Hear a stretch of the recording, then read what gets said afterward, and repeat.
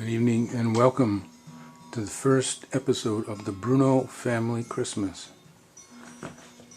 The Dick Bruno family has been involved with Christmas for over 40 years, and every single one of those years they have had a live Christmas tree. What you're looking at is an Oregon-grown noble fir, and we're going to spend some time tonight talking to you about this wonderful tree and the many marvelous ornaments on it.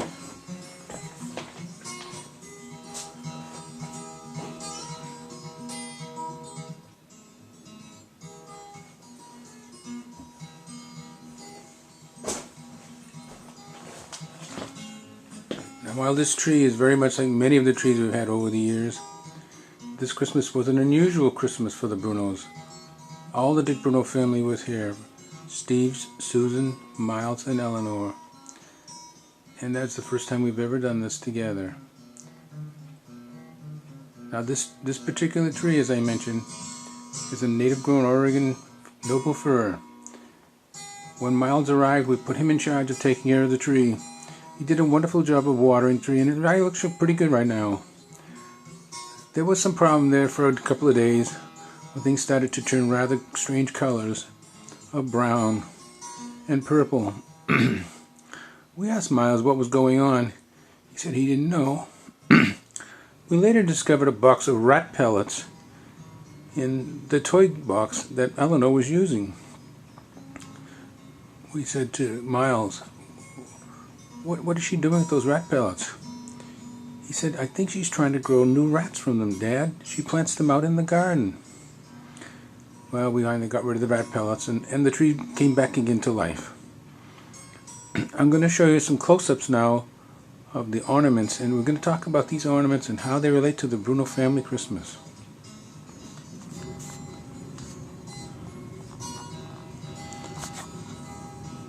Present on all of our trees, at the very top of our trees, is an angel.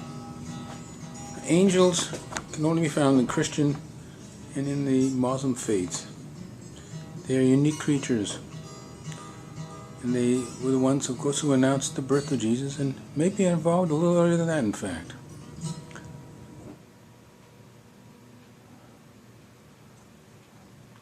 As you know, we have several angels on this tree.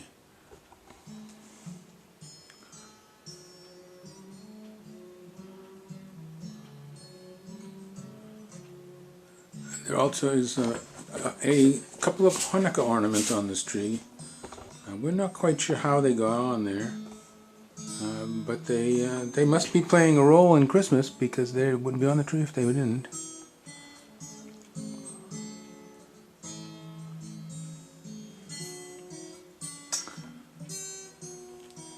We also have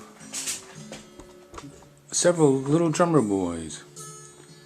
And we don't know how they got on the tree. We kind of think they were a group of gay men that were wandering around Europe at the time and playing musical instruments and other things. But they ended up on our tree, and they're very happy there. As you see, another motif that's on our tree is the horse. The horse is an important element in the life of Janet Bruno, who has had many horses over the years, all of whom tried to kill her, and two of which almost succeeded. So in the memory of these horses, we keep them on our tree. We also have rocking horses.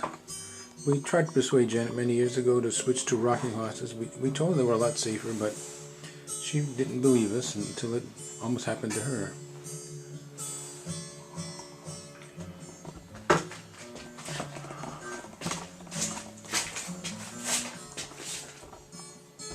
Santa Claus, of course, is the ultimate Christmas individual.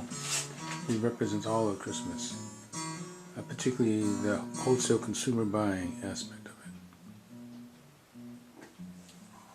it. As you notice, we also have ornamental balls on our tree. The ornamental ball was developed in the Middle Ages by Norwegian farmers who in the fall would have to butcher their cattle because they didn't have enough feed to keep them alive during the winter time. To celebrate this creation of new meat for the winter, they hung the testicles of the bulls on the tree. And we have continued to follow that procedure ever since. Snowflakes are also an element that you find on our tree. Handmade snowflakes, usually by Janet's grandmothers. These are many, many years old. Before climate change actually occurred, there actually was snow here in Oregon in the wintertime, even during Christmas. Alas, that is not ever going to happen again. We are going to get 3 inches of rain every time we have Christmas, and that'll be the end of the story for us.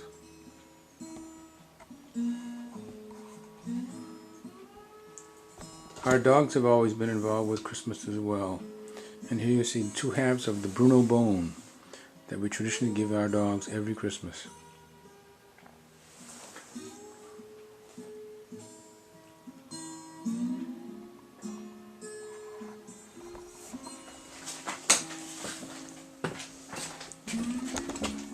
This tree is also an unusual tree, and the very first for us, in that it contains over 200 lights.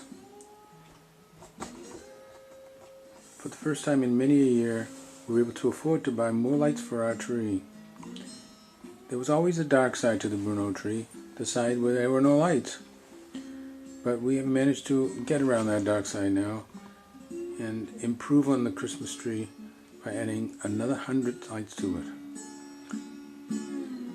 It is unfortunate that you have to wear sunglasses when you're in the same room with the tree, but we appreciate it anyway. There are, of course, no presents left under the tree. We opened them and destroyed all the contents as soon as we could on Christmas morning.